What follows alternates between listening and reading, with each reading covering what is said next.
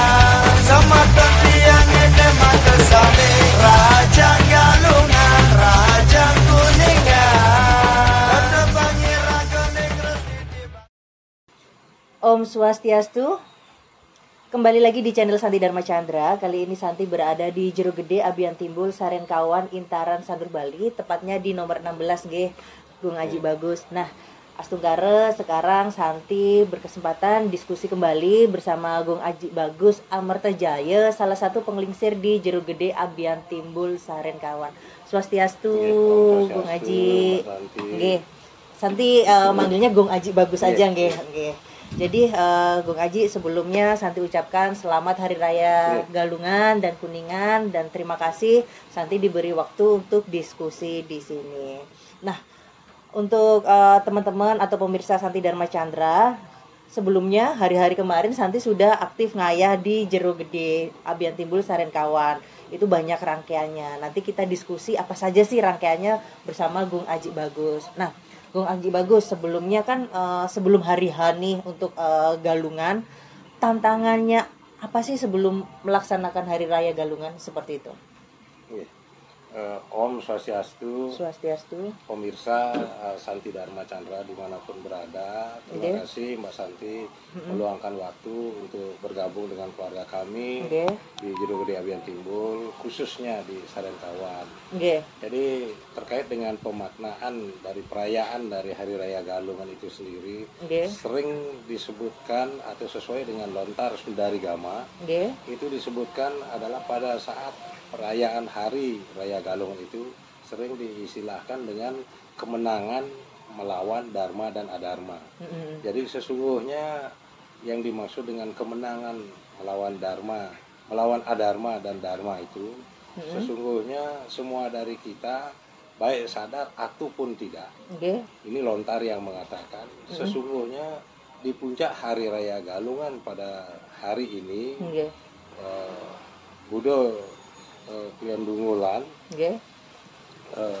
ini puncaknya Hari Raya Galungan. Jadi sebelumnya semua dari umat yang akan merayakan Galungan itu sesungguhnya sudah mengalami atau melewati proses tantangan, proses cobaan, godaan dari namanya Sangkala Tiga. Sangkala Tiga. Itu yang menggoda, yang menggodanya dari satu kekuatan iman, kekuatan niat untuk berhari raya, niat untuk melakukan niatnya. Nah itu sesungguhnya sudah digoda sebelumnya. Jadi di sanalah tantangan yang dimaksud mengalahkan Adharma itu bukan mengalahkan siapa sesungguhnya, mengalahkan diri sendiri. Oh, ego, rasa marah. Betul. Seperti itu nggih. Jadi bukan Adharma itu bukan siapa-siapa, itu Adharma itu adalah ada di dalam badan, di dalam diri kita sendiri. Jadi kalau kita sebelumnya hari raya, ada keadaan mungkin dengan situasi sekarang beberapa dari kita mengalami kesulitan ekonomi karena pandemi, ada kondisi kesehatan mungkin dan lain sebagainya. Di sanalah ada godaan-godaan di mana menurut Lontar Sundarigama itu pada hari Rediti Paing Dungulan itu turun Sang Buto Galungan. Nah kemudian di hari Senin Somo Pon Dungulan itu sering disebut hari penyajahan, turun Sang Buto Dungulan. Di hari Reditinya Sang Buto Galungan, kemudian di hari Somonya Sang Buto Dungulan, dan di hari Anggara Wage Dungulan itu hari penampan, itu Buto Amengkurat. Jadi ketiganya beliau itu menggoda niat, menggoda batin, keteguhan hati, sehingga Astungkare yang berhasil melewati godaan tersebut bisa melaksanakan hari suci yang sangat disakralkan pada hari ini, khususnya bagi umat Hindu, yaitu Hari Raya Galungan. Nah itu ketika berhasil melewati itu akan merayakan dengan sukacita, namanya kemenangan melawan Dharma dan Adharma, itu disukacita dengan senyum dan lain sebagainya. Sebaliknya, ketika salah satu keluarga siapapun dari kita, semoga tidak ada yang mengalami itu, namun itu dipastikan ada kejadian-kejadian ketika tidak berhasil menaklukkan itu, artinya godaan itu, sehingga di dalam rumah tangga sering ada kejadian riak-riak kecil, masalah kurang inilah itu, kurang ini. Biasa di rumah tangga kan kurangnya bukan kurang yang besar, ada sesuatu yang rasanya kurang garam jadi masalah. Dicari sendoknya di mana jadi masalah. Kalau urusan yang besar-besar kan sudah negara. Jadi itulah bentuk godaan-godaan. Jadi di dalam rumah tangga itu sering sesungguhnya hal sepele jadi besar. Kesalahpahaman yang sepele karena di sana ada buto tadi. Ada buto sempat masuk menggoda, nah di sanalah.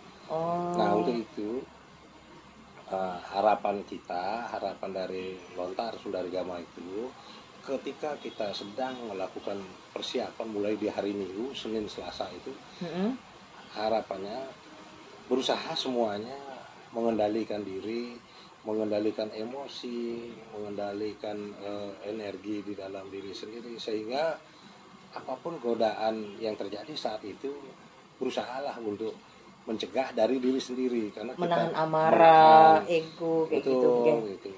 Ya betul, kita tahu kondisi sekarang ya tidak lagi gampang-gampang ya, tetapi berangsur-angsur pasca pandemi sudah mulai baik, namun godaan itulah yang mempunyai waktu di hari 3 hari menjelang Galungan. Nah itulah, jadi Astungkare, Mbak Santi lihat di beberapa tempat, mungkin sebelum sampai di tempat kami di Jurogede Abian Timbul, banyak umat yang melaksanakan sembahyangan hari ini, baik ke pura-pura tempat suci, tempat-tempat sembahyangan, juga masing-masing mereka membawa sesajen ke rumah kerabat, ke rumah sanak famili, kayak silaturahmi gitu. Jadi di hari Galungan ini pemaknaannya juga salah satu eling ingat dengan silsilah dari mana masing-masing kita berada. Kita punya ibu, kita yang lahir di hari ini membawa satu suguhan, satu sodan itu ke rumah orang tua kita. Nah kemudian di atas dari kita ada juga satu piteket atau satu yang memang kita terima turun temurun. Jadi itu penyambung, sehingga di saat ini tidak terkesan kita ada gerakan mobilisasi mudik secara bersama-sama, namun secara perwakilan individu, perwakilan keluarga, itu ada sebuah proses yang mengingatkan kita untuk selalu eling, selalu merajut tali persaudaraan, merajut tali kekerabatan, dari sehingga keluarga ini hubungannya kemana. Nah di hari Galungan ini kelihatan dia. Seperti itu. Baik, luar biasa sekali ya. Nah baiklah, untuk Santi simpulkan tadi bahwasanya Hari Raya Galungan adalah Dharma melawan Adharma, yaitu tentang mengendalikan diri, Betul. ego, emosi dan lain-lain, guys, sampai di Hari Raya Suci Galungan umat Hindu. Jadi banyak teman-teman, apalagi teman-teman Santi yang mungkin di Surabaya, di Jakarta, apa sih San Galungan itu, seperti itu.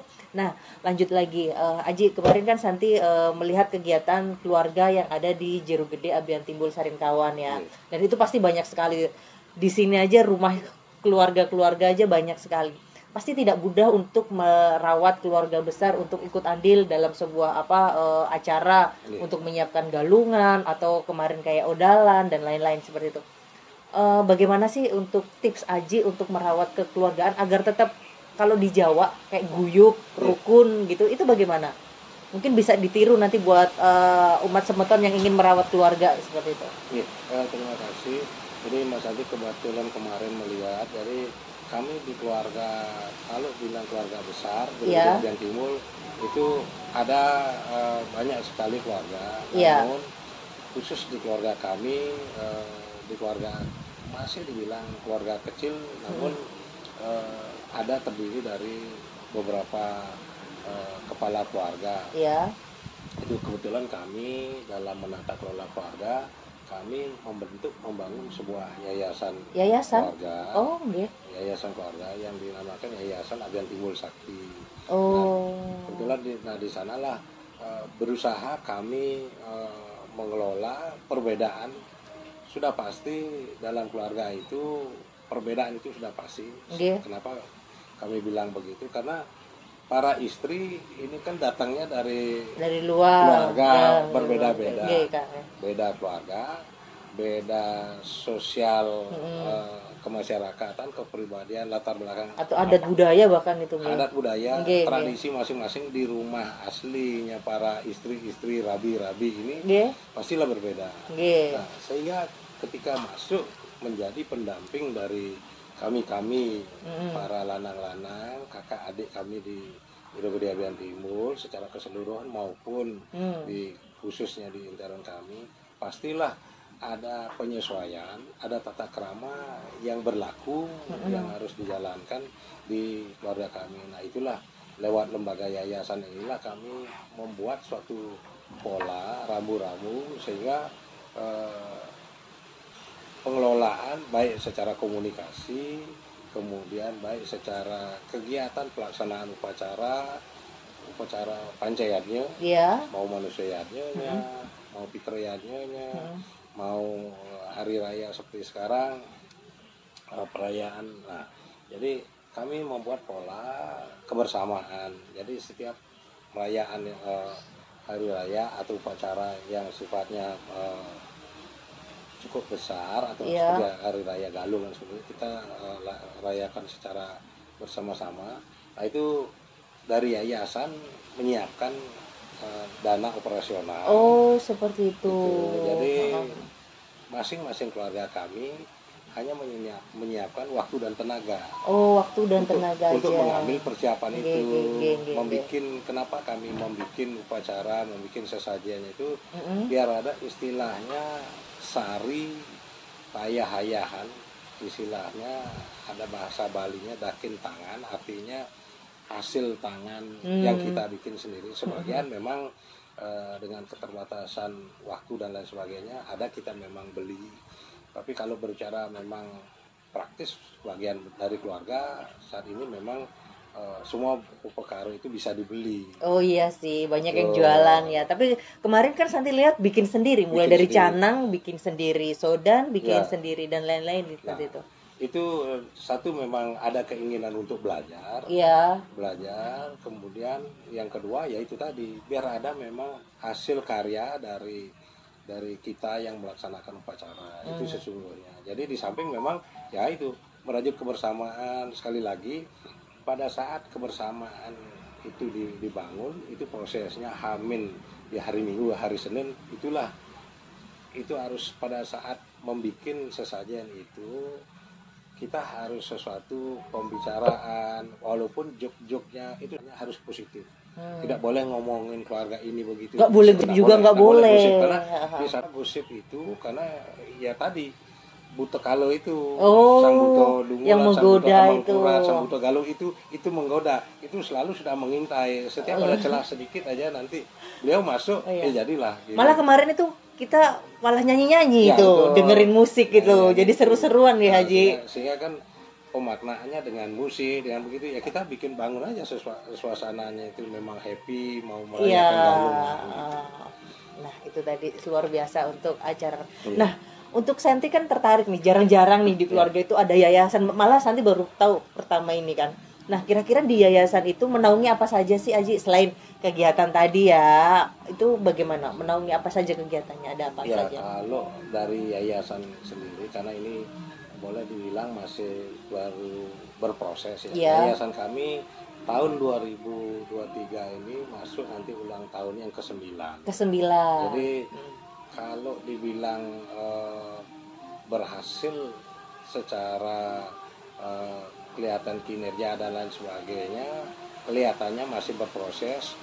Kalau hasil yang besar belum, tetapi semua dari kami yang ada bernaung di bawah keluarga yayasan ini merasakan sekali jadi kebersamaan. Kemudian kita membangun yayasan ini ada beberapa segmen penopangnya.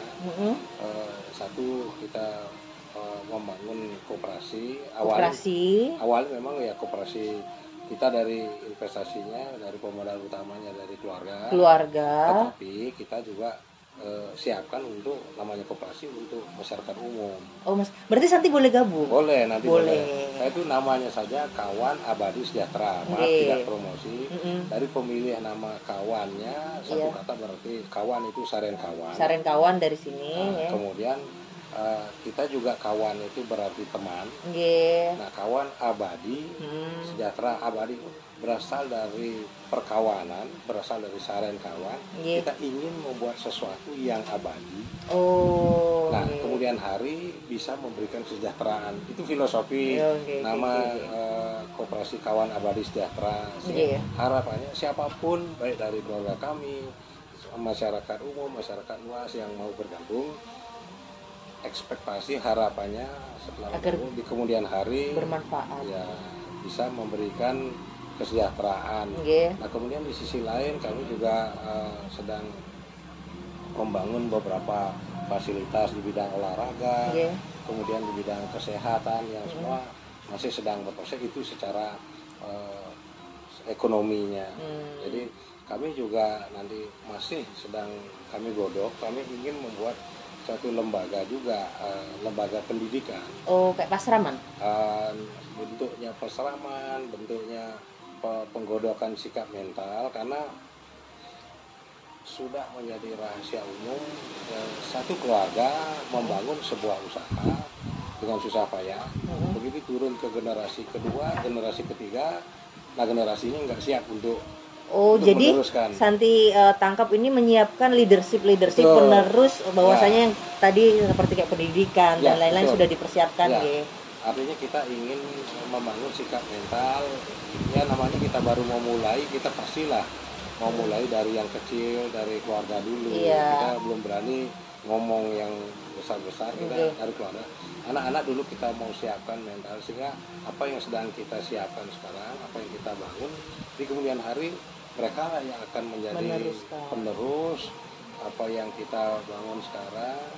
Nah, seperti kami dengan pola yayasan ini sedang mengadopsi pola dari sistem kekeluargaan pengelisir kita dulu pengelisir nanamnya itu pohon. Beliau nanam pohon kelapa, nanam pohon mangga, atau mungkin pohon-pohon yang umumnya dikenal durian, manggis. Itu pohon-pohonan itu pohon jangka panjang. Oh, seperti itu. Jadi pada saat beliau menanam, syukur-syukur beliau melihat hasilnya dan menikmati juga hasilnya. Sebagian dari beliau tidak melihat dan menikmati hasilnya, tetapi kita yang sekarang yang menerima hasilnya secara terus-menerus. Nah, kami juga sedang membangun pola seperti itu kepada keluarga kecil kami, keluarga anak-anak ke depannya. Jadi seperti itu. Tapi kemarin Santi sempat lihat ke Sidakarya, itu sempat mau bangun rumah sakit juga, itu bisa dijelasin nggak Ji? Itu sangat menarik loh. Ada pas Santi ke sana ada kafenya, ada rumah sakitnya, mau direncanain dibangun rumah sakit, ada futsal, ada basket, terus ada kayak tempat penitipan apa anjing-anjing seperti itu. Itu gimana sih kok sampai kepikiran bikin rumah sakit itu seperti itu? Oh, itu kebetulan di lokasi itu, maaf tidak bermaksud menyombongkan diri, itu merupakan area lahan milik leluhur. Oh, leluhur. Itu milik leluhur, itu memang titipan. Jadi kami berusaha untuk membuat sesuatu agenda, kegiatan, perencanaan yang bisa berjangka panjang. Nah, itu istilahnya bahasa pesisirnya mungkin ya blessing in disguise gitu ya. Itu kami berkumpulnya di sana persis pada saat puncak-puncaknya COVID. Oh, pas jadi pandemi. Puncak-puncaknya COVID. Jadi pada saat sedang semua lockdown, anak-anak, ponakan, adik-adik pada tutup di tempat kerjanya. Jadi semua mereka ada yang work from home, ada yang no work gitu kan. At home only. Nah, iya. Capek lah ketemu lu lagi. Akhirnya ada ide dari adik kami, Pak Agus Putra Suwanya, daripada ketemu di sini bosan, mau nggak berkebun yuk di mana? Di sana di tanah leluhur. Akhirnya kita ajak ke sana. Ada masih bentuknya semak belukar. Kita rabat, awalnya kita mencoba untuk kembali menjadi petani. Petani di era kini. Udah gini. Sempat itu ada konsultan, kita nyari konsultan. Sempat jadi pertanian, cuman kurang terlalu berhasil karena di sana memang sawahnya memang tada hujan. Jadi di sana sawahnya rawa-rawa. Oh, rawa-rawa, iya. Airnya cepat dari bawah. Jadi singkat cerita kurang berhasil. Di tengah perjalanan itu timbullah ide, coba bangun gini, coba bangun gitu, coba bangun kafe, warung. Tapi rame loh. Nah, kemarin yang anjingnya aja banyak banget yang di situ. Sungkara masuk 2 tahun dari puncak-puncaknya pandemi itu sudah mulai kelihatan bernafas usahanya. Jadi Pak Santi lihat dog parknya, taman permainan anak anjing, basket juga ada kayak akademinya juga. Basket ada. Nah itu. Nah kami bukan yang pertama banyak keluarga yang lain yang mungkin sudah lebih maju loh. Nah, tidak ada kata terlambat. Kami dengan situasi dan kondisi yang kami miliki saat inilah momentum kami di era pandemi, momentum kami untuk membangun sesuatu mulai dari 0, 1, 2 dan seterusnya. Harapan kami ya tentu masih ada yang ingin dikerjakan, yang ingin direncanakan atau yang sedang direncanakan.